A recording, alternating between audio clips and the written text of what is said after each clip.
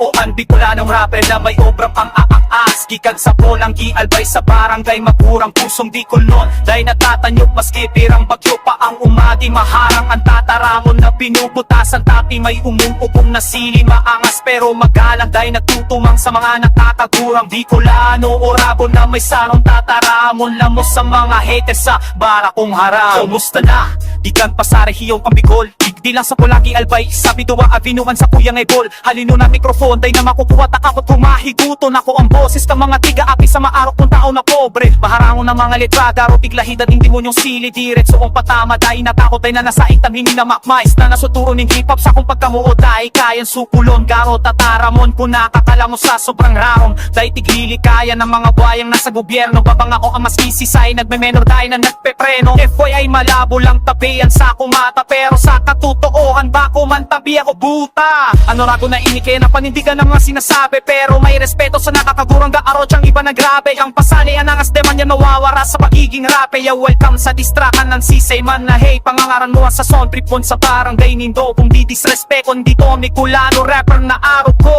Sige tamugunin do inang tuttok kang taga Bicol. Ini ang patunay na kaya't ang bumibuning over na da nagpapapugol. Bicolano nga rapper may opa pang maangas. Gikan sa polang gialbay sa barangay, magurang pusong di kunod. Day natatanyog maski pirang bagyo pa ang umagi. Maharang ang tataramon na pinukupasan, tapin may ugong-ugong na siling aangas pero magalang. Day natutumang sa mga nakakagurang Bicolano. Wala mo na may sarong tataramon. Lamos sa mga haters sa para kung harang. Sa mga nagduda o nag-i-istorya man nasasakuyang likot ng silip ko, mas mainit pa sa Bicol Express na may gata na maharangan. Hip-hop ako ng istorya, ininandubo pang paghiro. Kaya ang bawat tataramon may matagas pagkamot na garo. Gapo-garo ngayon sa sakulyang likod, simbolo niin pagkimatipay sa bawat pagtindog. Matibay na pagtindog lalo na kung may bagyong ninaabot. Halos taon-taon kami handatay na natatakot. Kaya ang problema sa buhay sa yung nililibak. Garo si panultiyang kay na naaan sa pakikibata. Anal bayano da iniina ang pusok kan bagyo, tapos matitibay ang taluluwa. Pikono ng kultura miyang pondasyon, da inagkakalalay kalayan. Obra na iniba ko lang para sa satiri.